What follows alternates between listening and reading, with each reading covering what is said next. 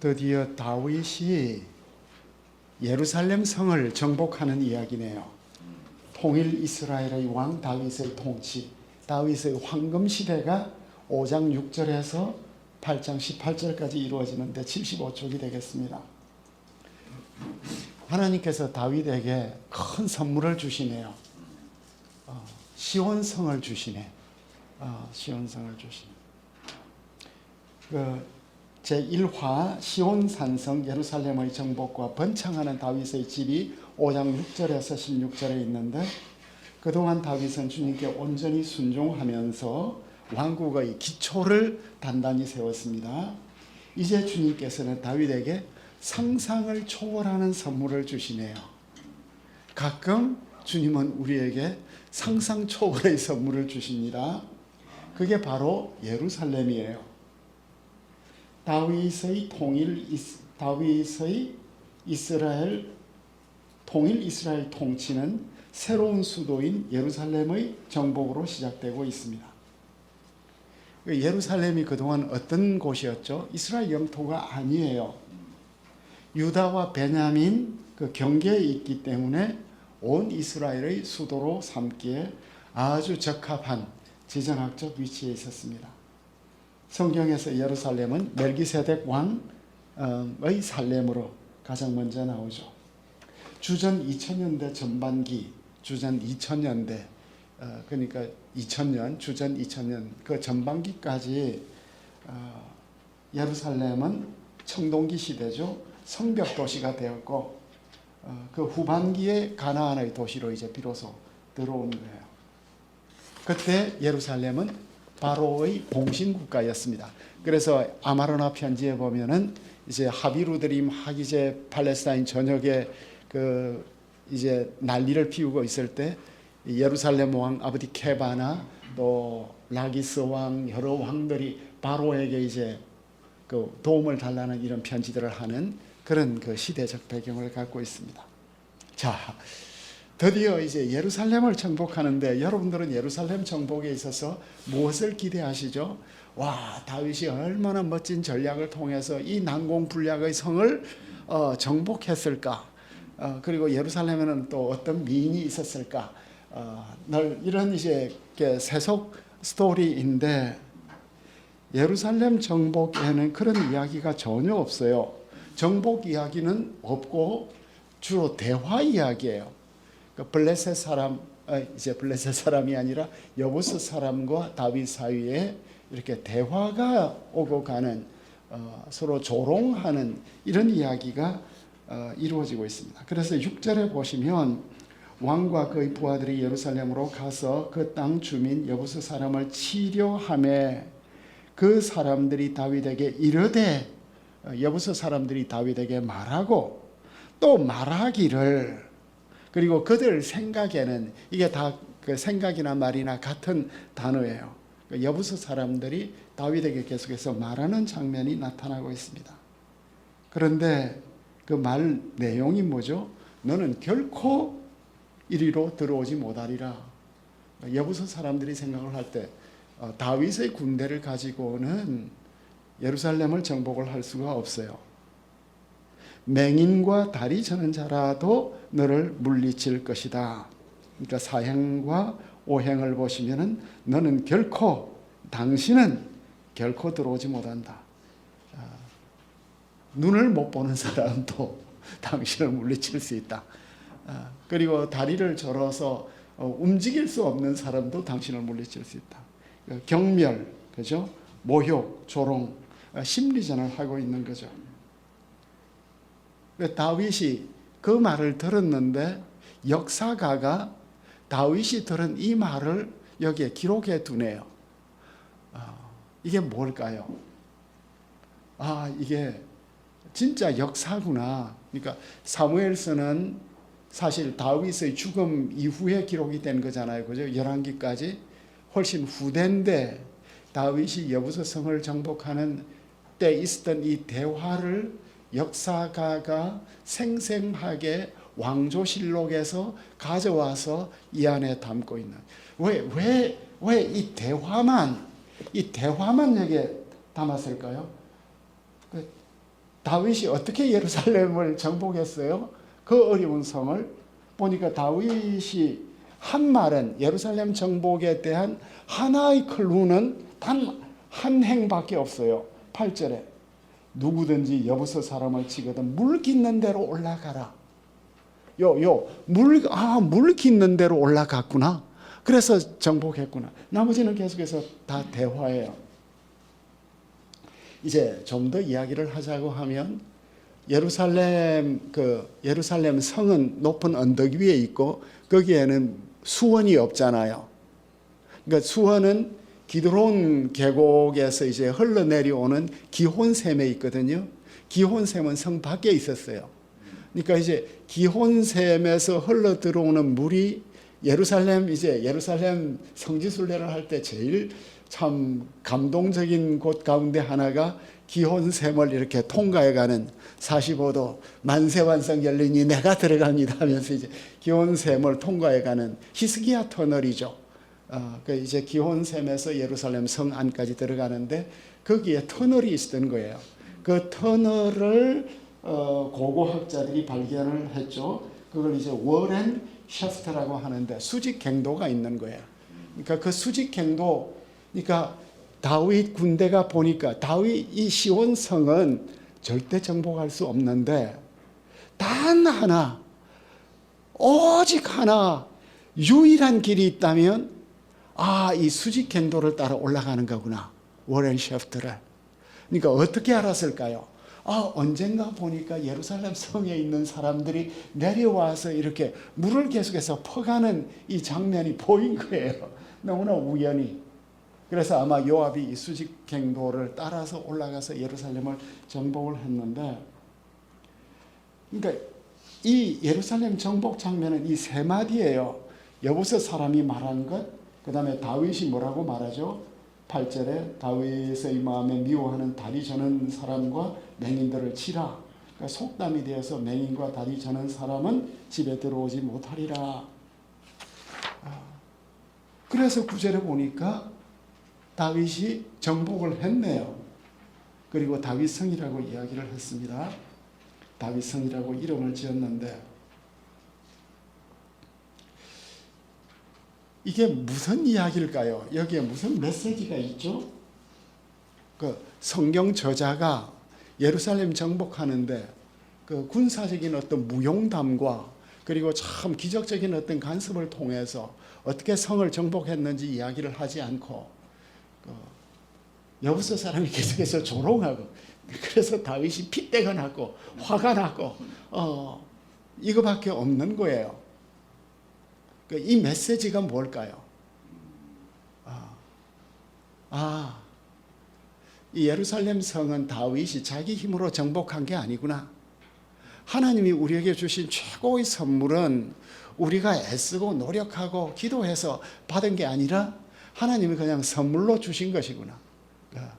그리고 하나님께서 자신의 나라를 열어가기 위해서 예루살렘을 다윗에게 주셨구나. 구원은 오직 하나님의 선물이구나. 하나님의 절대 주권 가운데서 절대 은총으로 그냥 성을 주신 거구나. 다윗이 할 수 있는 것은 하나도 없었구나. 그래서 10절에도 보면은 만군의 하나님 여호와께서 함께 계시니 다윗이 점점 강성하여 가더라. 그러니까 다윗이 이제 예루살렘 성을 확장했다고 하는 이야기가 이제 밀로 9절에 보니까 다윗이 밀로에서부터 안으로 성을 둘러싸았다. 요거는 그 고고학적으로 문제가 있는 것 같아요. 왜냐하면 이 밀로에서 성을 둘러싸은 이것은 솔로몬이 한 거거든. 밀로는 채운 거예요. 그러니까 다윗은 자신의 궁궐을 그렇게 확장은 못했어요. 궁궐 확장할 시간이 없었어. 그러니까 여부서 성 이거를 보강은 했겠죠. 그래서 여기에서 이제 해석적으로 몇 가지 문제가 있는데, 첫 번째로는 8절에 다윗의 마음에 미워하는 다리 저는 사람과 맹인을 치라. 다윗은 장애인에 대해서 이렇게 편견이 있었나? 다윗은 장애인의 인권에 대해서 관심이 없었나? 이 해석적 문제죠. 그리고 여기에 집에 못 들어온다는 게 무슨 말이죠? 집이라는 건 왕궁일 수도 있고 성전일 수도 있는데, 그런데 구약 어느 법에도 장애인이 성전에 못 들어온다는 말은 없거든요. 그리고 장애인이 궁궐에 못 들어온다는 말도 없어요. 왜냐하면 머비보셋이 왕의 식탁에서 먹잖아요. 그래서 이게 뭐냐 하는 것에 대해서 그 데이비드 무라는 이게 이제 이렇게 해석을 하네요. 제가 발견한 주석 가운데서는 이것 이상의 주석이 없었던 것 같아요. 이 표현은 현재의 맥락에서 여부스인들의 조롱에 대한 거의 반박으로 나오고 있는데, 따라서 그를 조롱하고 모욕한 자만심 가득한 여부스인, 우리를 다리 저는 자보다 못한 자라고 모욕하는 저 여부스인들은 우리 궁궐에 들어올 수 없다, 이런 식으로. 그런데 이제 우리가 신약의 빛을 비추게 되면 예수님은 맹인과 다리 저는 자도 우리 성전에서 나오니까 다 고쳐주시는. 그러니까 성경을 비평하는 사람들은 성경에 장애인 차별이 있다고 이제 비판을 하겠지만, 그렇게 단순한 문제는 아니고, 다윗은 비록 그렇게 표현을 했을지라도 예수님은 맹인과 다리 저는 자를 다 고쳐주셨다 하는 그런 정격적 관점을 우리가 생각을 할 수 있겠습니다. 그리고 두 번째로 기억의 문제예요.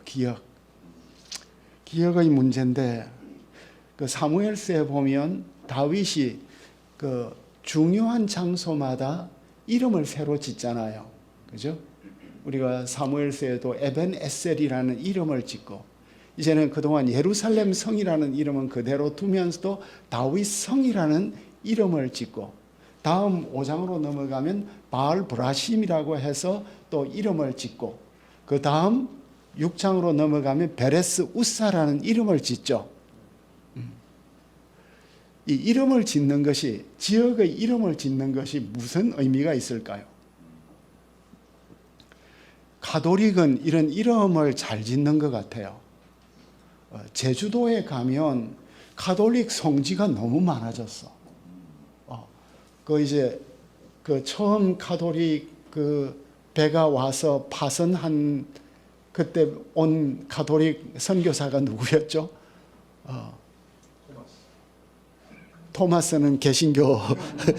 그 제주도에 그 포르투갈 배가 파선해가지고 제주도에 온 배가 있거든요. 그리고 다산의 누나가 또 유배 왔던 곳. 그러니까 가톨릭은 성지를 많이 만들잖아요. 우리는 성지 만드는 걸 싫어하는데 이름을 짓는다. 우리의 인생에서 가장 중요했던 장소는 이름을 우리가 짓는 것 같아요. 제 인생에서 잊을 수 없는 곳은 입석에서 내가 예수를 처음 믿었으니까. 그럼 이제 그 입석 생각하면 내가 막 그때 은혜 받았던 거, 내가 이제부터는 다시는 막걸리를 마시지 않고 마시지 않겠습니다. 내가 미쳤지. 제가 왜 토목가를 갔겠어요? 막걸리를 좋아하고 막걸리는 자신이 있어서 토목가를 갔는데, 그 선언을 하고 얼마나 후회를 했는지. 내가 오늘부터 예수를 믿겠습니다. 그리고 다시는 술을 안 마시겠습니다 하고 부산으로 내려갔는데 3개월 동안 안 마시니까 내 혀가 그 논바닥이 갈라지는 것처럼 그러니까 입석, 또 박 목사님은 웨스트민스터 하면 그 장소에 대한 모든 기억과 선생님과 친구와 이 모든 것들이 재현되는 거예요. 그게 컬렉티브 메모리가 되는 거예요. 그게 우리 공동체 전체를 이렇게 딱 그때만 생각하면 즐거운 거라. 그래서 이 문화 인류학자가 이런 말을 했죠. 기억이라는 게 뭐냐? 기억. 기억은 구체적인 것, 즉 공간, 몸짓, 이미지, 사물 속에 뿌리를 내린다. 역사는 늘 가변적이지만 기억이 굉장히 깊이 뿌리를 내린다는 거예요. 우리는 지금 역사 전쟁 해가지고 나라가 두 쪽으로 나누어졌는데, 그죠? 공동 기억이 무엇인가? 우리의 공동 기억. 거기에 들어가면 다 우리가 하나가 되는 공동 기억. 그러니까 이 기억을, 이 영적 생활이라는 것은 기억을 승화시키는 거죠. 내 가장 뼈아팠던 자리를 하나님의 임재로 채우는 것. 그죠? 그리고 내 가장 기뻤던 자리를 잊지 않는 것. 이 공동 기억. 한국은 지금 기억 때문에 너무나 고통 가운데 있어요. 그죠? 그 기억의 트라우마에서, 그 기억의 트라우마에서 못 벗어나는 거예요. 그리고 정치인들은 그 기억의 트라우마를 계속 심화시키는 거예요. 그러니까 우리는 예수의 피로 구원받은 사람으로서 우리가 일제치하에서 당했던 그 치욕과 상처, 그리고 현대사회에 있었던 여러 가지 아픈 기억들, 트라우마들, 이걸 어떻게 승화시킬 것인가, 어떻게 넘어갈 것인가. 그래서 하나님과의 화해, 또 국가의 화해, 이걸 이제 이루어갈 것인가. 이게 이제 우리의 영적 삶이 되겠습니다. 이런 걸 이제 우리가 기억을 하고, 그랬더니 이제 하나님이 함께 하셔서 이제 두로 왕 히람이 다윗에게 사절들을 보냈어. 이제 이방인이 다윗의 그 능력을 알고, 두로는 해양 국가잖아요, 그죠? 두로가 이세벨 때 두로가 최고로 강했어요. 그래서 이세벨 때 두로가 어디예요? 칼타고를 정복하고 칼타고를 식민지로 만들잖아요.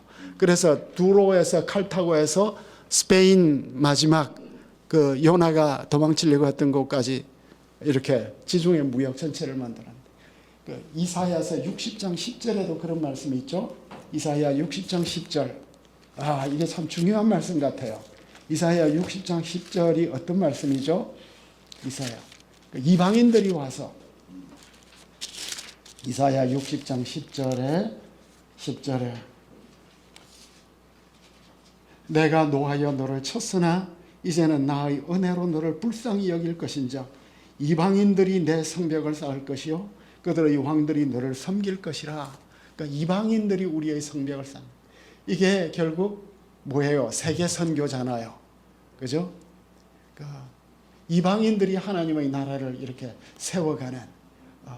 그래서 우리가 올해는 세계 복음주의 연맹과 함께 복음주의 대회를 하려고 하는데, 이게 다 세계 선교적 관점으로 우리가 확장을 해갈 수 있을 것 같습니다.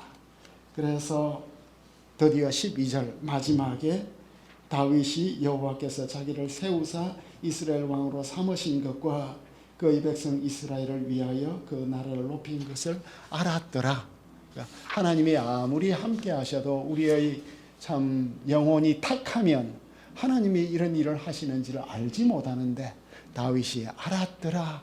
그러니까 하나님의 임재를 깊이 느낀 거죠. 알았더라. 10절과 12절에